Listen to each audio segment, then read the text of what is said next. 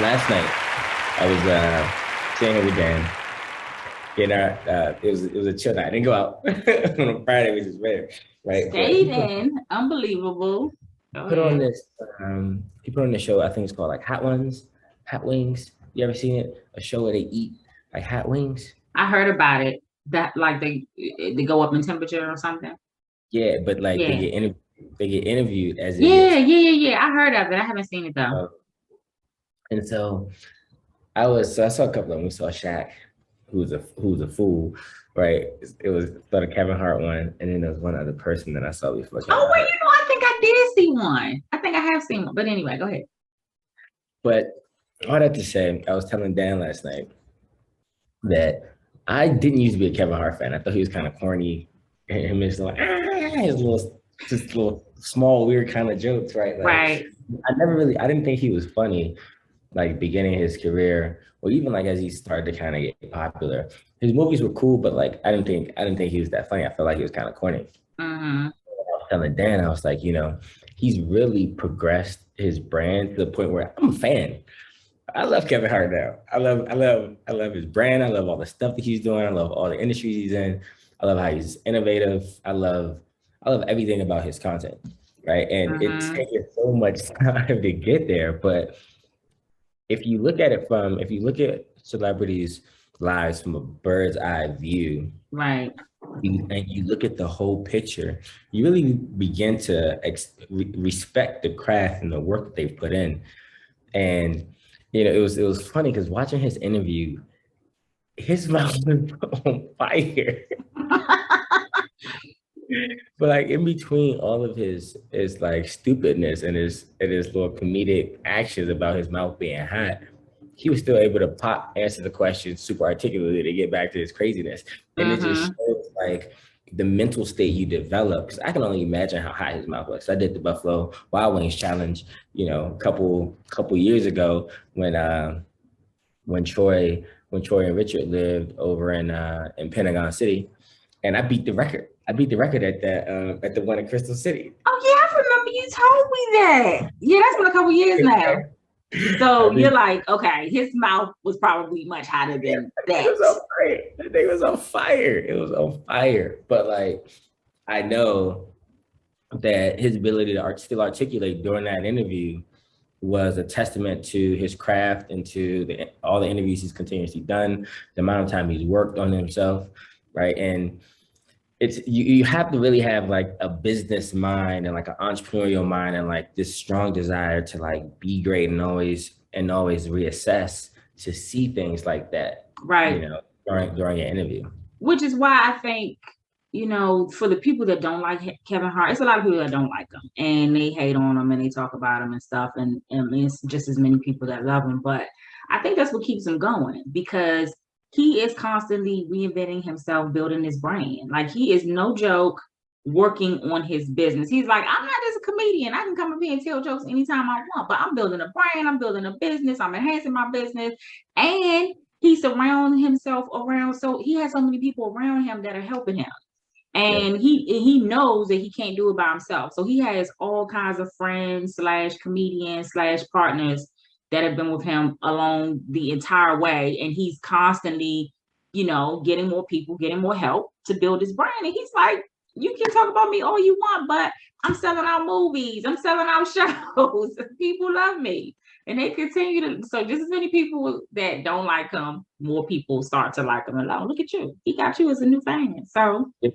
Got me. He's got me. I've been respecting his brand and appreciative of what he's done, for, probably a couple of years now, most recent years, but definitely it's come up.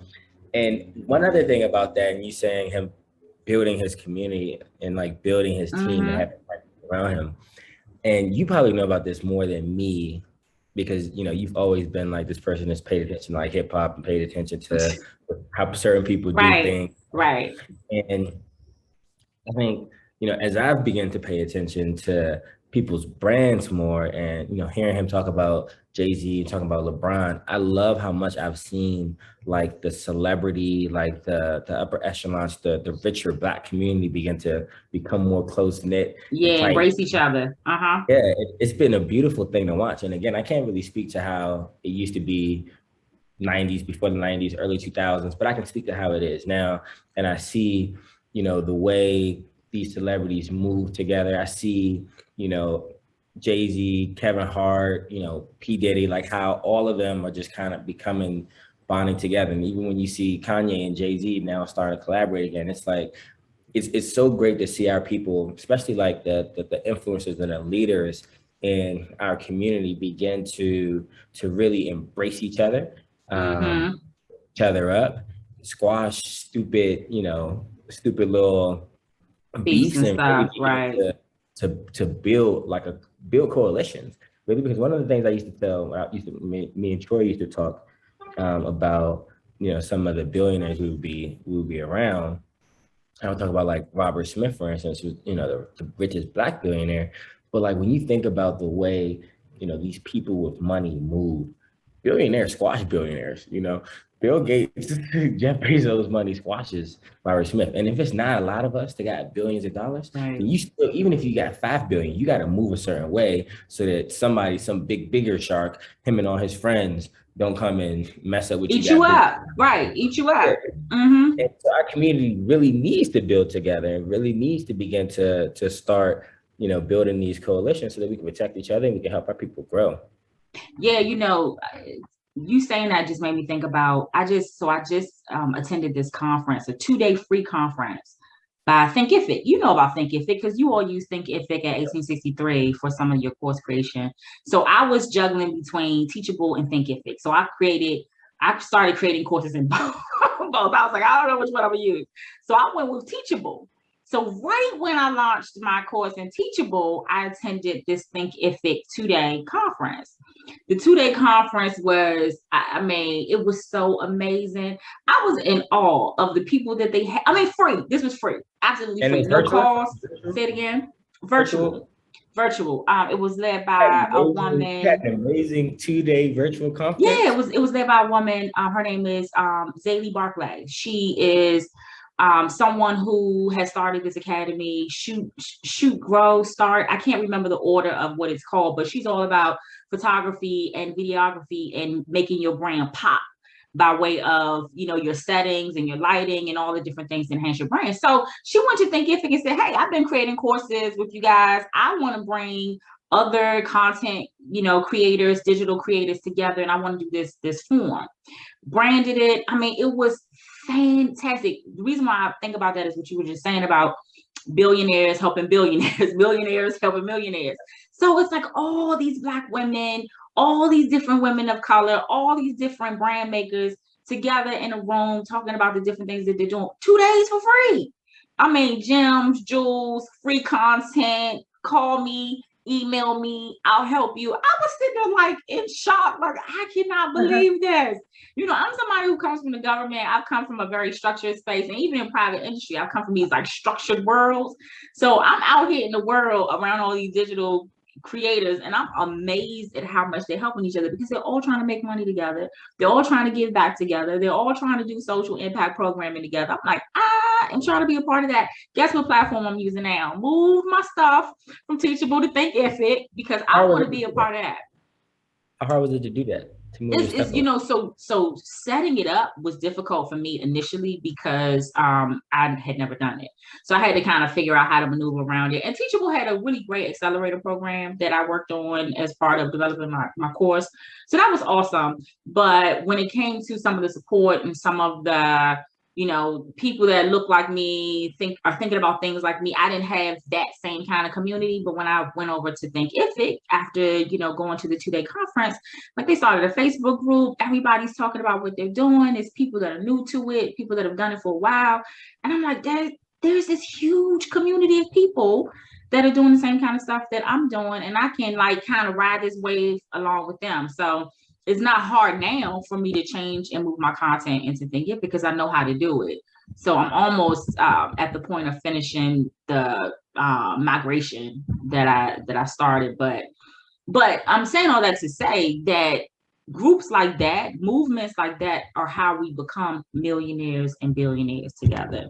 Because when Robert Smith did it, and when a lot of others like him did it, they were doing it by themselves. I mean, they were probably watching what other people were doing, but it wasn't a large community of people like him, still isn't in some instances, that are able to kind of like grow together, move together, learn from each other. And it's so important for us to do that together. Like that's how we build wealth together. And that's how we build amazing, huge brands, by working together on stuff. So yeah. You know, really seeing when you begin to see your people work together, you want to support them more, right? And I think as we looked at like the brands of like, let's say Jay-Z and Beyonce, for instance, how it's elevated, they have a lot more. Their following has just continuously grown because they've been unapologetically about our people. I saw this video that they dropped, I think like 6 days ago, and it's crazy to see even Beyonce's brand. You know how her videos went from, you know, dancing, partying, and now it's like black. It's like I'm gonna show y'all like we kings and queens. I'm gonna show y'all like it's all about leveling up. Everything is about leveling up. We can do it. It's not just her doing it. She's like, I can show you how to do it. I can help you do it. You know, I'm trying to be a part of everybody else doing it. It's like it's changed. It's changed a lot. And you know, when you were just talking about Kevin Hart, I was thinking about how much I've always loved Puffy. So, you know, he's been Puffy, Puff Daddy, P. Diddy, and now I think he's changed his name to Love. But that was why I always liked him so much, his work ethic and how, I think he's Love now. Did you see that? He's changed his name from Diddy to Love. I may have saw something like that. Yeah, no, he tattooed Love down his side. He has legally changed his name to Love. This just happened the other day. And so he wiped out his Instagram page. So it's called Love now. So I'm not sure what's about to happen. You never know. I don't know what he's about to do, but when he started, you know, I was like watching his growth. You know, I watched his growth from going to Howard, started Uptown. Exactly. That's what he's doing now. So I don't know what it's going to look like. But that's why I always, you know, had so much respect for his work ethic. You know, I have no idea who he is personally. I'm not a personal friend. I may never, you know him personally. Who knows? But he started from the very beginning as an intern with Uptown and moved his way. He's gotten fired from jobs. He restarted. He created Bad Boy. He did so much stuff that was constantly helping other people and making him money. Now, a lot of stuff has happened with him along the way, you know, a lot of things that have caused him to sort of reinvent himself, but he continues to be relevant. People are quoting him every day on social media and things that he's saying. And people younger than you that don't know the history of him are following him because they're like, oh, he's cool. What's he into? What's he doing? So I've always respected his work ethic. Like I said, I don't know anything about him behind the scenes. You know, I can make some assumptions and come up with some conclusions, but when it has come to him constantly, you know, being a force to be reckoned with when it comes to his ability to make money and to brand himself, he's doing it. He continues to do it. So as again, just going back to like that factor, I think a lot of people miss like how, you know, watching and really like being intentional about the way you watch, you know, certain people and the way they move and the way they build their brand. Like if you don't take those pieces, you at a loss. I was just thinking, like I need to, like I've been doing better with my content, but I need to push it out more. Right. Like it's no reason I can't spend 10 minutes a day writing out 2 quick lists of something, you know, inspirational, education I could tell people and make like 2 30-second videos. That's 15 minutes a day, and that's 2 pieces of content every single day. You should. And I know we talked about this so many times before, but the other thing about that, like for me, I feel the same way about writing. I started this blog, I started it, and then I stopped, and then I haven't been writing consistently. Now I'm writing all the time. Because I'm like, I have all this information. I have all this information to share. Wait, hold up. I do not have a lot of time. Do not play with me on my time. I meant like you quit My your job. time is You my can time is shuffle. mine. Yeah, you Yeah, can no, shuffle no, it I know if you I get what want. you You can meant. I'm do joking what with you you. want. Yeah, no, my time is mine. So you're right though, because my time, I don't work for a company anymore. My time is not dictated by an organization. I do have time to be like, all right, this is my hour. I'm going to block out every day.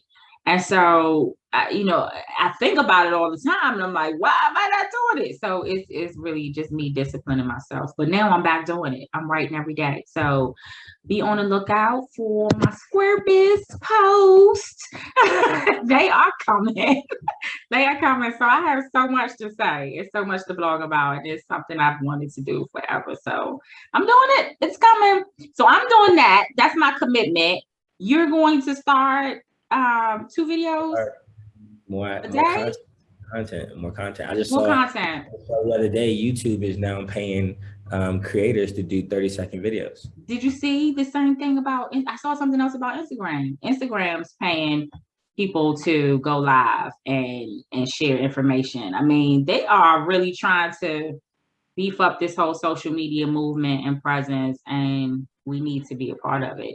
Especially, I think the thing is, everybody has something to say. Everybody has something of value. You just got to figure out what it is that you want to focus on and do it. I think that's what And it's really about. big part of it, as well as like with them putting money behind those things, the algorithm, you can anticipate the way the algorithm Right. gonna Yeah. for you to do that same type of content. So I don't know. I feel like the future is ours. It is. It is. There's so many different ways to be creative. It's interesting. I was just having this conversation with my good friend Myrna. We were talking last night about, she was at the conference with me too. We were talking about because I think we both were just kind of blown away about it was, people of all colors and people of all ages. So for us, I'm 43, and so I'll be 44 this year. So this is not a space that I have been in as a, I'm still sort of a young person, but not really. Not really. So, the young people are dominating when it comes to the digital creation process and content and things like that. And so we were talking about how people my age and older are, we're just starting in this space and we're trying to figure out where we want to fit. But like for me, I'm like, I'm not really trying to fit. I'm trying to be me and be a part of it. I'm not trying to be and move like some of these different people that have been doing it, straight out of college or straight out of high school. Like that's their thing. That's great. The way that they've gone about doing it and the way that they started, it's fantastic. And there's a lot of things I'm learning from that too, because I've told you all the stuff that I've been learning about social media since I've been, self-employed. I've learned all these different things about, social media and algorithms and planning out content, all that kind of stuff.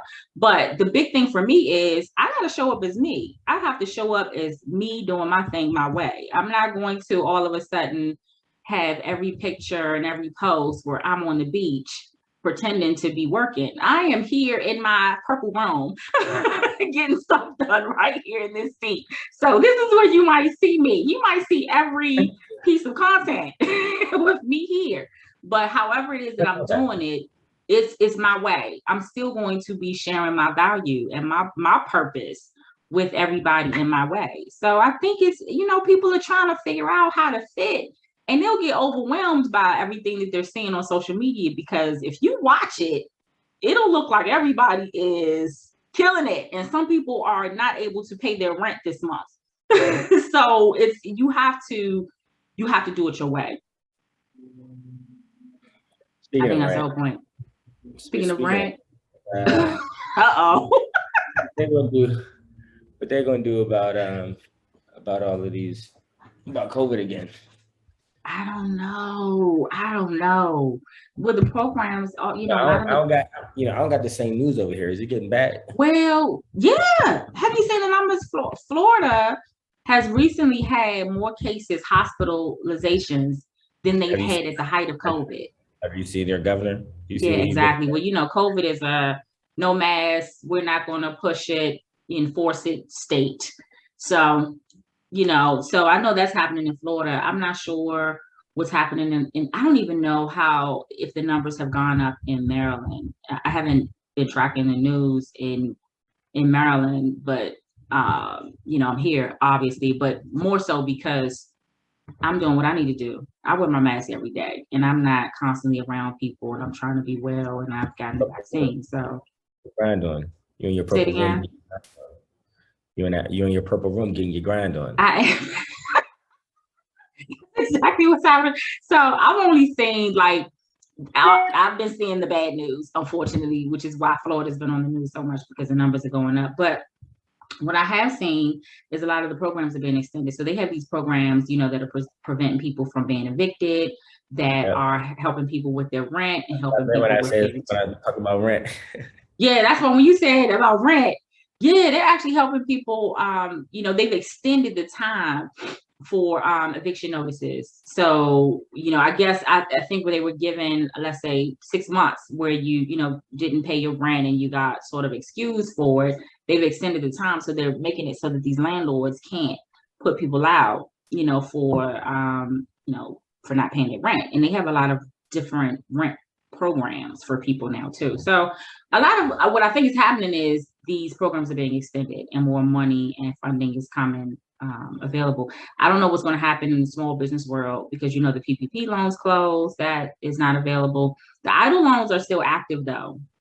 So people can still apply. Those are the ones where you can apply for, what does it stand for? Economic, oh, I forget the I, the D, the L, of course, is for loans. So whereas the PPP loans were really about making sure that you can still pay your employees and support your businesses for loans, the EIDL is focused on things like equipment, keeping your business running. I don't think it's linked to paychecks and to your ability to pay your employees, but it's linked to other ways that you can sustain your business.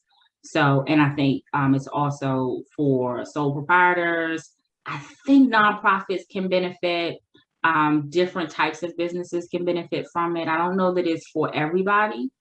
And I think independents can too. Independent consultants that are getting paid by 1099s can also benefit from them. But though that money is still available. I think the application process and all of that is a little different. Whereas like PPP, did you have to show 3 years of paperwork, or was it just that you had to be in business prior to the year before? Okay, so I think prior to February 20, March 2020, right? So EIDL, you know, EIDL loans are a little different by way of requirements, but that's still available too. So there's still some avenues. There are a lot of small business loans packaged up different ways for organizations to apply for, but I think something else is going to happen. You know, I don't know if PPP will become available again, but I see a new wave of money happening moving into 2022. That's what I think. That's the word according to Kenise based on what I've been saying. So that's what I think. But I don't know. But a lot of businesses are sending employees back to work. People are back in the office. Traffic in this area is horrible. Oh, wait. I feel like some places are rolling back, no? Like Amazon just rolled back. I said people in the office till 2022.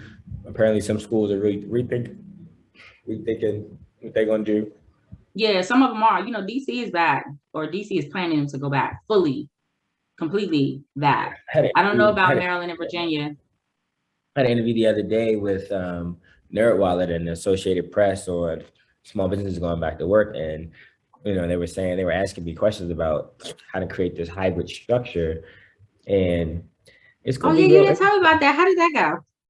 It went well. It went well. She asked me a bunch of questions about, like, you know, how entrepreneurs or small businesses should go about it. What are the key considerations? You know, so I mean, I think it's a variety of things, right? Like, one, you have to take science into consideration. What I told her, I was like, you got to look at science, like, right, and look at the data. I don't want to, but look at the data, look at science. Two, look back at your productivity during the pandemic, right? Like, were your employees more productive working from home? Were they less productive than before from working from home, or were they about the same? That should factor into your business decision. And then third, obviously, you have to talk to your employees and understand their comfort level, right? Like, are they comfortable going back into the office? What types of protocols would they be more comfortable with? and take those three things into consideration. And then lastly, when you think about hybrid work, you have to be innovative. If you're an entrepreneur, if you're a small business owner, you should be innovative in the way you think about restructuring your work hours and your flexibility. Like already some companies was letting people do 2 days on, 2 days off, or 3 days, in office for the week, 2 days out. I'm like, if you're a small business with a team of 8, maybe you do half days for both groups. One group comes in the morning, one group comes in the evening. Maybe you switch it on and off. Like there's a variety of ways that you can create a hybrid work structures. Yeah. About like vaccinated versus not vaccinated, and really like get the comfort of your staff. And then lastly, it's so important to get employee feedback. Like at this time more than ever, like you need to be a leader. Like the entrepreneur, the business owner, the founder, the CEO, the manager, whomever, like you need to be a leader during this time. And you do that by bringing your team together, asking how everyone feels, but also being very cognizant that everyone may not want to voice their opinions out loud. It's still a very tenuous time, so you can send out a survey. Right. You can survey your staff, see how they feel about it.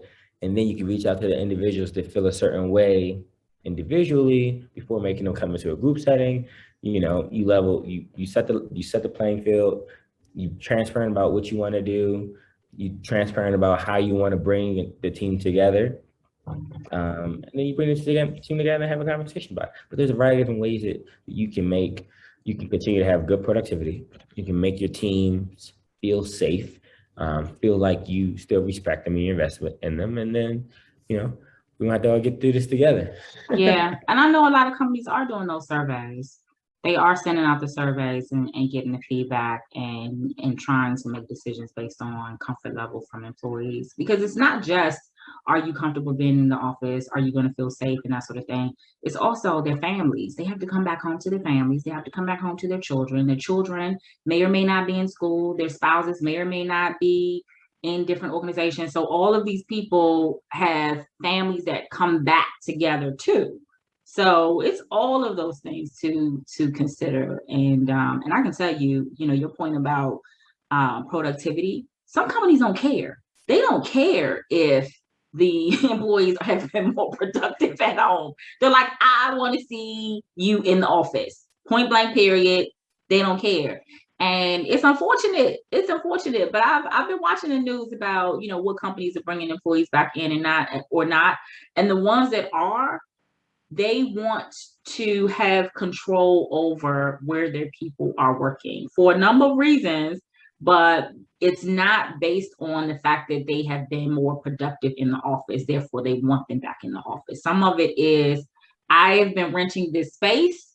We have a lease. We have property. We're paying for it. We need to see you. We want people to interact in person. And I think in some instances, that's unfortunate, because people are, in a lot of instances, more productive at home. Or it may not be that the productivity went up, but it hasn't changed. So if it hasn't changed, then there's some choices. There's some choices there that can be made. So, I don't know. But interestingly enough, I'm in Maryland. I'm in PG County today. Where are you? Everybody doesn't know where you are. I'm Medellin. You just in Medellin. So that's one thing I want to make sure people know about where you are. So most people do if they're following you on social media and they've been following us. But what they don't know is why. So the funny thing is, my funny story is, people ask me all the time, why is Daniel in Medellin? When is he coming back? I can't tell you how many times I get that question. Why is Daniel there? And when is he coming back? So my answer is pretty much the same for everybody. I tell them why you wanted to go, how it's a great time for you to be there. You can work, remotely, accomplish everything that you need to do, all that kind of stuff. But I want people to know from you. I want them to hear from you why you are there and what you're doing. Because, everybody's, we've been talking about how some people are going back to work, some people aren't. People are all over the place. And you're, a million miles away. Okay, not a million, but you're far away. You're not walking distance. So tell people what you're doing in Medellin and how you made the decision to be there. I mean, I think one, I'm just working virtually. Ain't that special. But Whatever. two, Okay. recognizing where everything was with the pandemic at the beginning of the year, you know, there's no reason for me to be in DC. Everything was locked down. Like Right. I was paying a bunch of money in rent, and my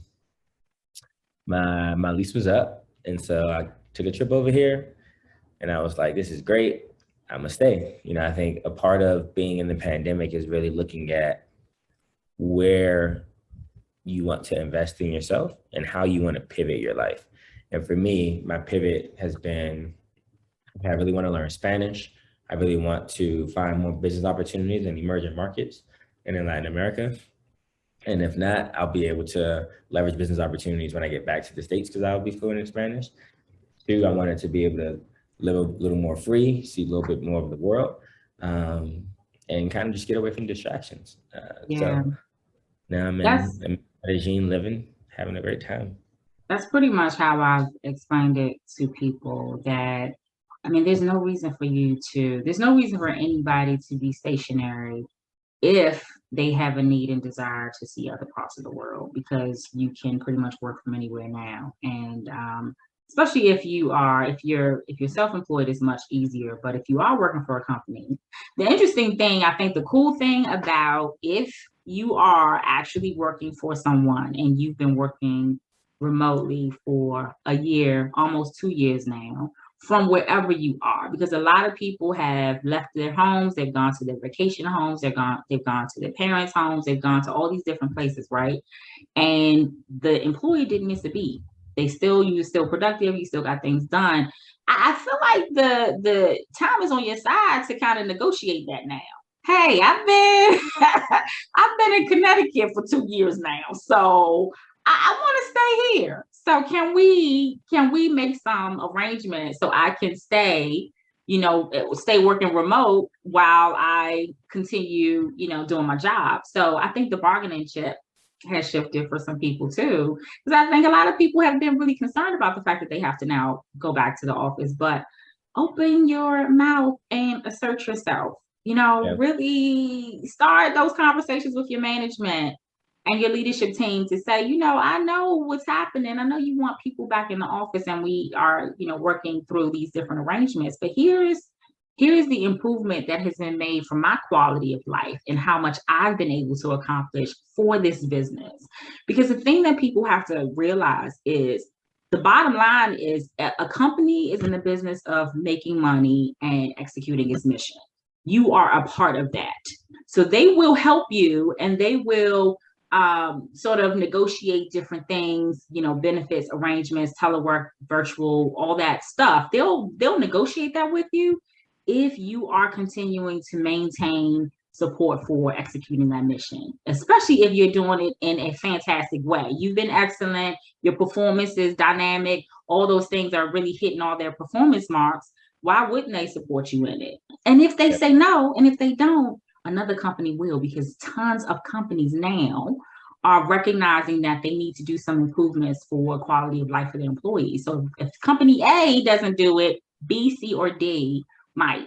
So I think the anxiety and the panic and the anxiousness that people are feeling, bring it in, help it to subside a bit, because you have some options. Like I said, especially if you've been a stellar employee, you've been doing a great job. I think the bargaining chip is moved your way. So you have opportunity to do some negotiating. I'll say that is a great note to leave on. You just gave everyone the jewels and how to get back to work, especially if this Delta variant shoots back up, gets a little worse. Everybody's in a position to negotiate a little bit more, to improve their lives a little bit more. And if they have not figured it out, look at me. I'm in Medellin. Exactly. That's what I wanted people to know. Peace. Farewell, y'all. Have a good day. Yeah.